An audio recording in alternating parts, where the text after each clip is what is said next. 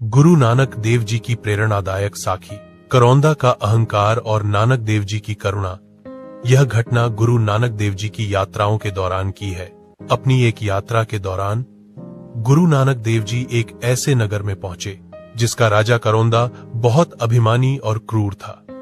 वह अपनी शक्ति और धन के अहंकार में चूर था और गरीबों तथा संतों का अपमान करता था। गुरु नानक देव जी ने उस नगर के बाहर एक पीपल के पेड़ के नीचे अपना डेरा जमाया। राजा करौंदा को यह बात अच्छी नहीं लगी कि कोई संत उसके राज्य में आया है और उसने उसे सम्मान नहीं दिया। राजा करौंदा अपने कुछ दरबारियों के साथ नानक देव जी के पास आया। उसने अहंकार पूर्वक नानक देव जी से पूछा, तुम कौन हो और यहाँ क्या कर रहे हो? तुम सन्यासी क्यों बने हो? यह सब ढोंग क्यों? गुरु नानक देव जी ने शांत रहते हुए जवाब दिया, हम केवल ईश्वर के सेवक हैं और सत्य का मार्ग दिखाने आए हैं। हम विनम्रता और सेवा का संदेश फैलाते हैं। राजा ने उपहास किया और कहा, तुम्हारे पास क्या है? मेरा राज्य, मेरा धन, मेरी शक्ति, सब कुछ मेरा है। तुम मुझे क्या सिखाओगे?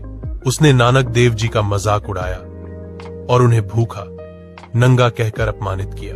गुरु नानक देव जी ने राजा के अहंकार का जवाब विनम्रता और प्रकृति के एक उदाहरण से दिया। उन्होंने पास पड़े एक सूखे, गिरे हुए पत्तों वाले पेड़ की टहनी को उठाया और राजा से पूछा, राजा करौंदा, यह टहनी सूखी क्यों है? राजा ने कहा, क्योंकि यह अपने मुख्य पेड़ से टूट गई है।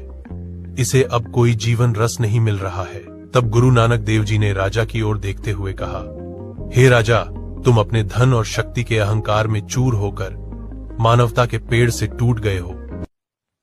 जब तुम विनम्रता, दया और प्रेम का जीवन रस छोड़ देते हो तो तुम्हारा जीवन भी इस सूखी टहनी जैसा हो जाता है, भले ही बाहर से तुम कितने ही शक्तिशाली दिखो।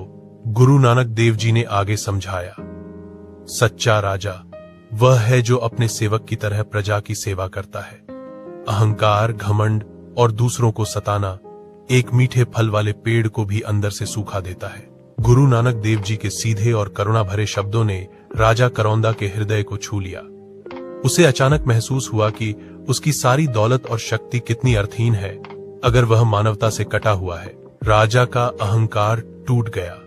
उसने गुरु नानक देव जी के चरणों में गिरकर माफी मांगी और वचन दिया कि वह आगे से अपनी प्रजा की सेवा एक सेवक के रूप में करेगा और अहंकार छोड़कर विनम्रता का मार्ग अपनाएगा।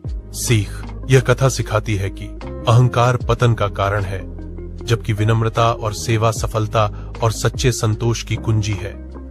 सच्ची